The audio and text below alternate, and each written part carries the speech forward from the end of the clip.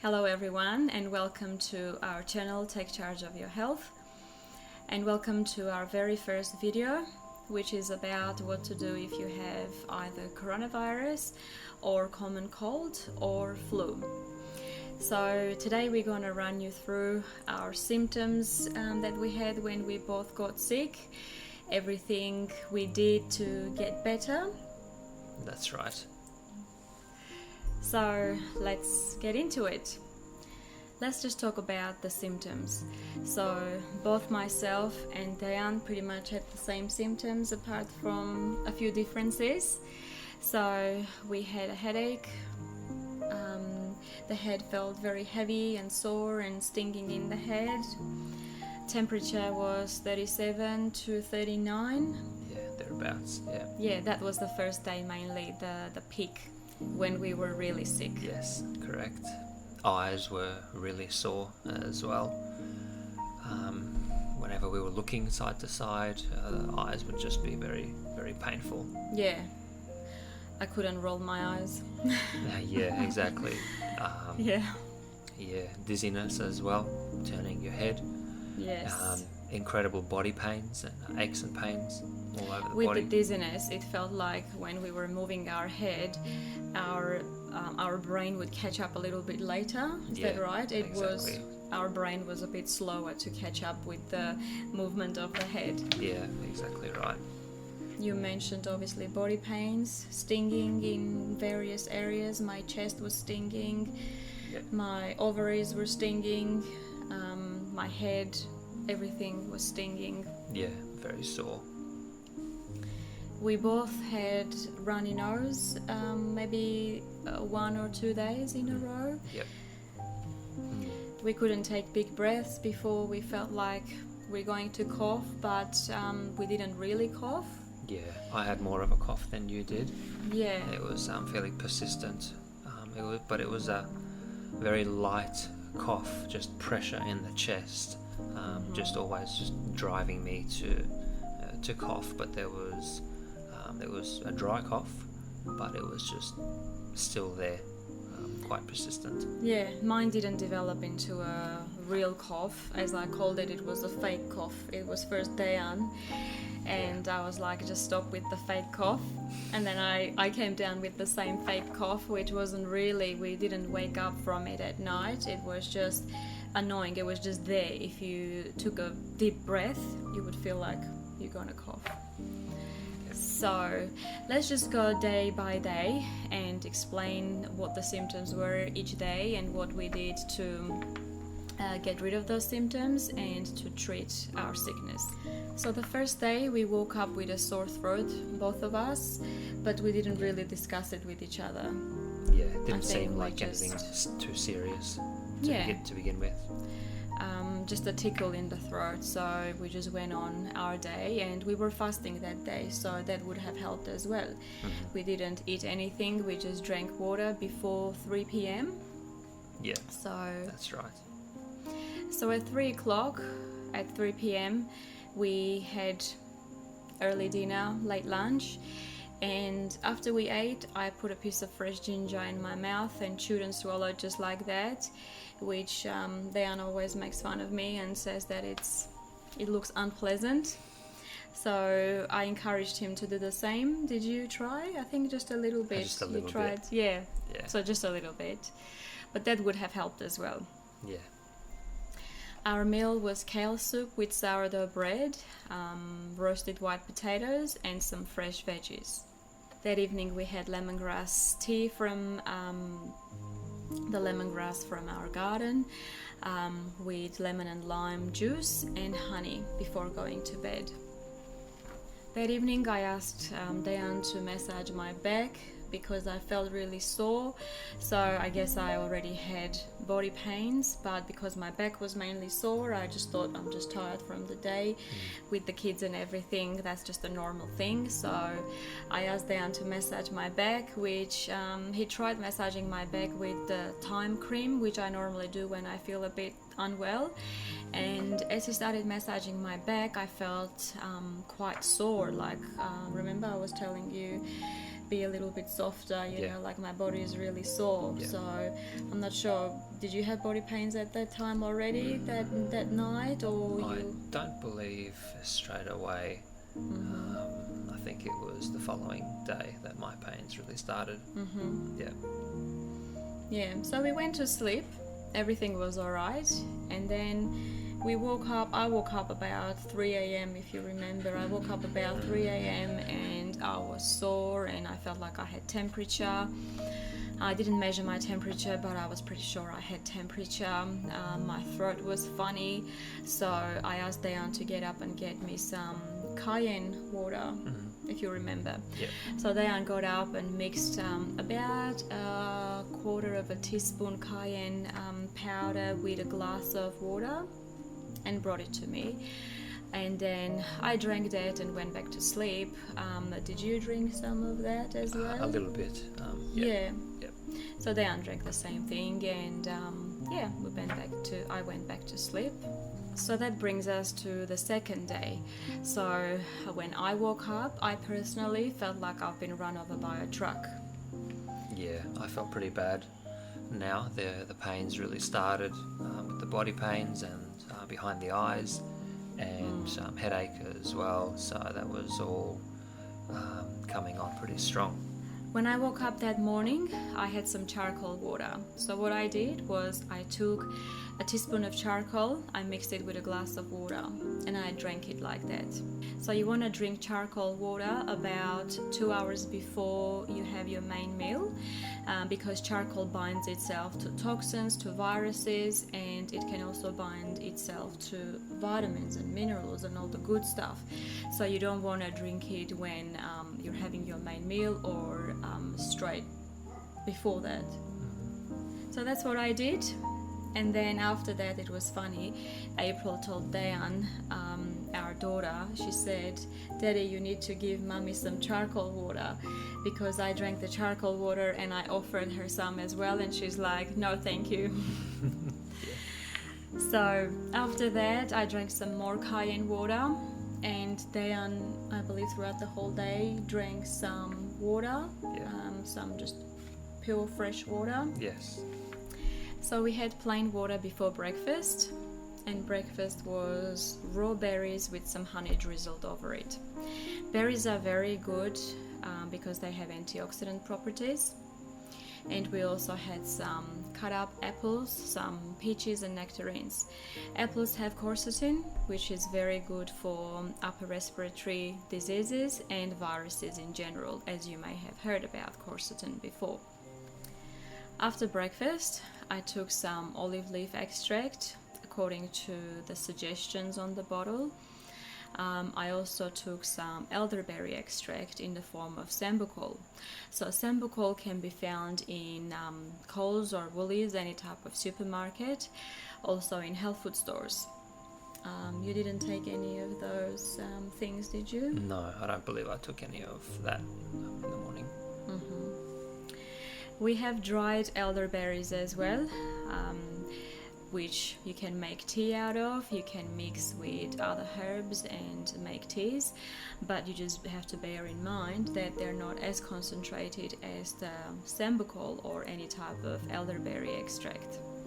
Throughout the day, I left the windows open, I left the blinds open so that we have fresh breeze and sunshine on the bed and in the rooms as much as possible, because sunshine and the sun is obviously very good for vitamin D, and it also is very good for disinfecting your bed, linen and the room. We also spent some time throughout the day in the sun, didn't we? Although we felt unwell, we made sure we spent some time in the sun. We did some gardening as well in the sun, of course, and we took advantage of the sun's antiviral and antimicrobial properties and got some vitamin D as well. Before dinner, I went and had a hot and cold shower. So the way you do hot and cold shower is you turn the water on nice and hot, not completely hot. It's nice and hot, as much as you can tolerate it. So 3 minutes nice and hot, 30 seconds all the way cold. only cold. Yeah.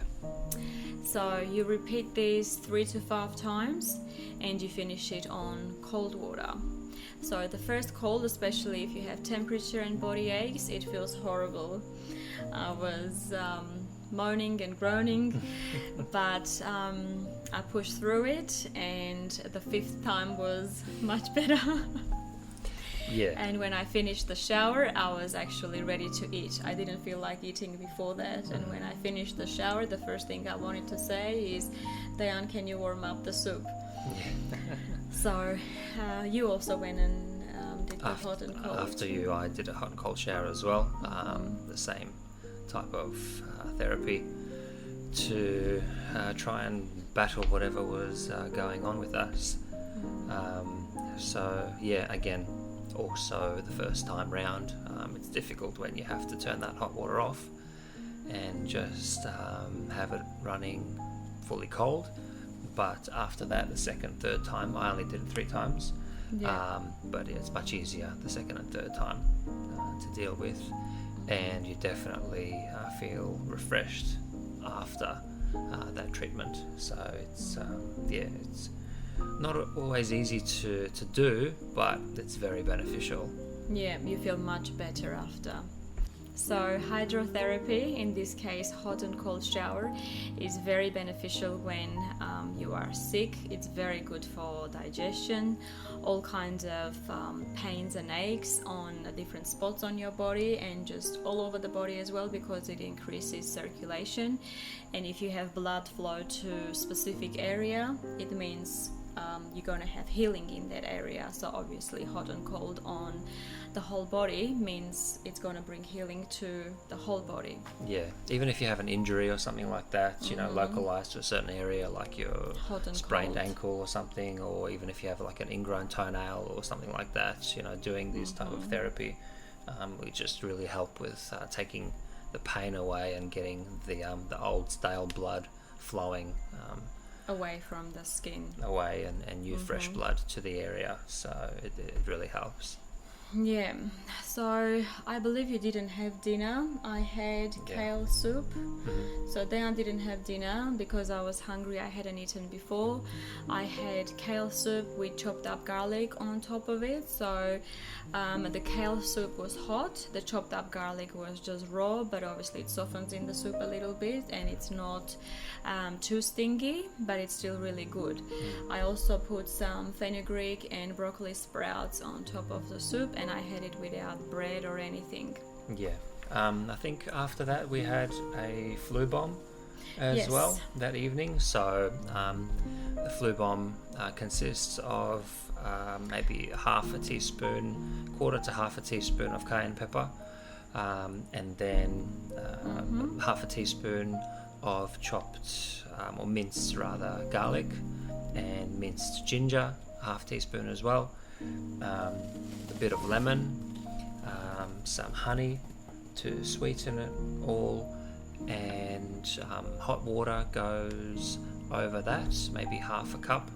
Cool water just to cool down the temperature a bit, and then add a little bit of, you sip on that a little bit, drink that, and it's a very potent, very strong drink for helping with colds and flus and viruses and illnesses and things like that. So let's just also mention that throughout the day, obviously, I tried to rest as much as possible around the kids' schedule, the way they slept and everything. I tried to rest as much as possible. We found out recently that because of how we deal with sickness recently, we don't really stop or slow down. We don't lie in bed and take time to recover as if, or attempt to recover. Then there is more blood flow and we heal faster, because when you lie down and take too much time to rest, so to say, then the blood slows down and the healing slows down, obviously. So taking time to rest but not being in bed is very beneficial. So I took some onion syrup before bed as well, because I could feel cough coming on. So the way you make onion syrup is you chop up, let's say, a full head of onion. You put the chopped up onion in a jar and you put honey over the top to cover it. What happens to it is that in about 2 hours or so, you will see the syrup forming. So the syrup will start rising actually, and then the onions will start floating. And that syrup you can keep in the fridge for a very long time. So the onion syrup I took was from a few months ago that I had made it. Yeah. So it was really good. So Dayan took some of the onion syrup as well, but not that much. Just a little bit. Yeah. So I also took some gabinge powder with water. So gabinge is a native Australian fruit which is very high in vitamin C. Some may say it's the highest form of vitamin C. So we buy the gabinge powder and we give it to the kids as well sometimes when they're sick, mixed with juice or just water and honey. It's really good like that. Before bed, I asked Dayan to put some cayenne poultice on my feet. So the way we did the cayenne poultice is we took paper towel, we folded the paper towel in a way that it would cover the whole foot, underneath the foot. And we drizzled some olive oil over the top of the paper towel and then sprinkled some cayenne. So you don't need too much cayenne because it's very potent. So we make sure we cover the heel of the foot because the heel has the largest pores on the body, and whatever you put on the heel will get absorbed into the bloodstream and the body a lot quicker. So usually you will put cling wrap over the top of the poultice and then put a sock on. But the way we did it is we just put the sock on the paper towel. Yeah. So that will help as well because you're going to sleep. You don't really want your feet to be too sweaty, and if you put the cling wrap around the foot, it will become too sweaty. So that's what we did, and I believe you didn't take anything special. No, I don't think my temperature was as high as yours, and so I didn't really put the poultice on my feet. But my temperature was okay the next morning, and yours was all gone pretty much the next morning. Yeah, that day before the cayenne, so that day that I was feeling really bad and it was the worst day, my temperature when I woke up and measured it, it was 39. And then slowly it kind of went down, but in the evening we put the cayenne on, I still had temperature. So we went to bed quite early. Yeah. Which is also very important when you're sick, to go to bed early, about 9 o'clock, so that you can get the 2 to 3 hours sleep before midnight, which is very important for recovering. So we went to bed early, we woke up early in the morning. My temperature was basically gone, the cloud around my head had lifted, that's how I felt. How did you feel that third day? Yeah, better. The temperature was pretty much gone, if not all gone. So that was much better, definitely. But the aches and pains just stuck around, and for me, they just wouldn't go away. For a few days still. For a few days, yeah. Longer than you as well. My body aches and pains just, for maybe 3 days, they were at the same high level, whereas your pains lasted a short while. Yeah, the third day my body pains were pretty much gone, but I still felt like if I'm rubbing my back against something, then it hurts. Yeah. So yeah, let's just say the third day my temperature was gone. I still felt the stinging in my head, so I still had the headache. It was more like raw pain. I didn't feel that cloud over my head, but I still felt like I had the headache and a little bit of body pains. So the third day, the symptoms started improving slowly. I felt that as I wanted to drink water, as I normally do when I wake up in the morning, I tried to drink not as much water, little sips, because I was feeling quite sick still. So I felt sick in the stomach, and I tried to make sure that I can hold the water down so that I don't get dehydrated. You, I believe, would have also drank a lot of water throughout the day. Yeah, definitely. Yeah, those few days trying to increase the water intake. Yeah. We basically ate sprouts with everything. I had made some, we had sprouted ourselves some broccoli, fenugreek, and mung beans. So we had those sprouts with everything. Our breakfast was bread, avocado, fresh cut up veggies with Celtic salt, and freshly squeezed lemon juice. After breakfast, I took vitamin C, vitamin D, magnesium, and boswellia. Boswellia is good for muscles. You don't have to take it when you're sick, but that's just my daily routine. I usually take magnesium for sore muscles and nerves. It's very good for nerves as well. Dejan doesn't take magnesium, but vitamin C sometimes. Yeah. I was taking some vitamin C pretty regularly over these few days. We had run out of zinc, otherwise that's also one thing that we would have taken when we were sick. I personally take vitamin C, zinc, magnesium, vitamin D, and boswellia every single day. That's just my routine, but Dejan doesn't take any of these things except for the vitamin C more often. Yeah. So my runny nose came on the third day, and it was only on the one nostril, and then the next day I believe the other nostril was affected. Did you have a runny nose? Not really, not that I noticed. No, I think the nose was a little congested, but not really a runny nose. But what we did when we felt like the nose is congested and we might have a runny nose, we flushed our nose with saline solution, which is the same as salt water. So the way we make the salt water solution. Yeah, just a half a teaspoon of the salt. We use generally the Celtic salt or the pink Himalayan salt. So half a teaspoon in a full glass of lukewarm water. And then we put it in a syringe and we actually push it up one nostril, and it will generally come down the other nostril. But if it's blocked, it will come down the same nostril. So you just have to see. We flushed our nose a few times, and usually when I do that, my runny nose stops straight away. Yeah. So that's for the runny nose. So the fourth and fifth day, we pretty much stuck with the same type of diet, with fresh fruits and vegetables, and with the sprouts that we had sprouted ourselves.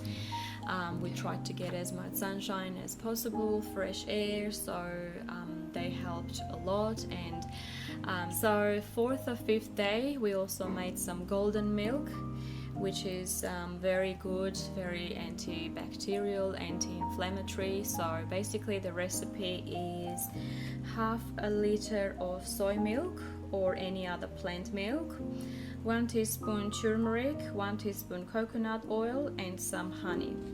So basically you bring the milk to a boil, and then a light boil, simmer. Light simmer. You put the turmeric powder in it. Yes, just stir that through, and it mixes very well. Yep. And then you cool it down a little bit, and you put the coconut oil and honey as well. You make sure that the milk is not very hot when you put the honey and coconut oil, so that they still retain their good properties, because honey doesn't like hot water or hot tea.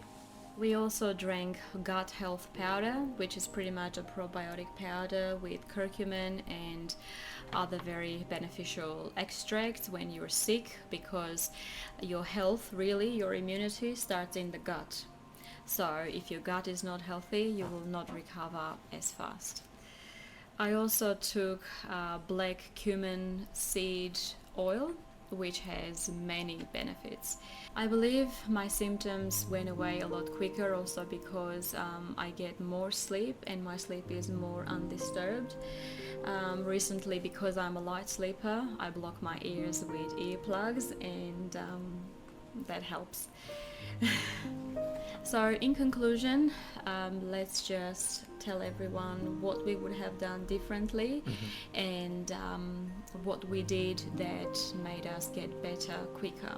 So things that we would have done differently, one of the things is when we woke up in the morning, we had a sore throat. We should have started doing things then, like honey, ginger, garlic, cayenne, all of that. I drank the cayenne water because it doesn't affect my stomach or Diane's stomach. It usually shouldn't affect your stomach if you don't have any issues. But everything else, because we were fasting, we didn't take anything else on empty stomach like garlic or ginger, which can actually be a bit irritating to the stomach.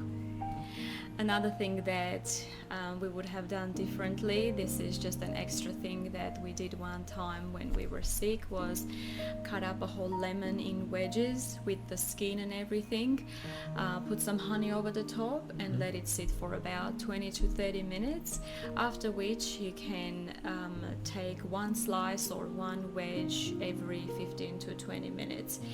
That personally has helped me quite a bit, and Diane was also sick one time and we tried that. Yeah. And It's very beneficial. Yeah. It helps a lot to feel better, sore throat, or just in general. And there is more vitamin C in the lemon peel than in the actual lemon, so if you can eat the peels, that will be very good.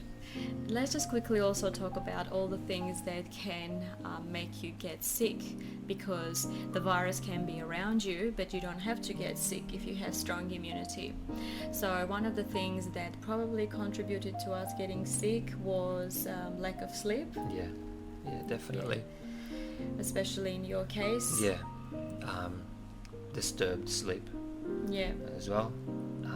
But I think we may have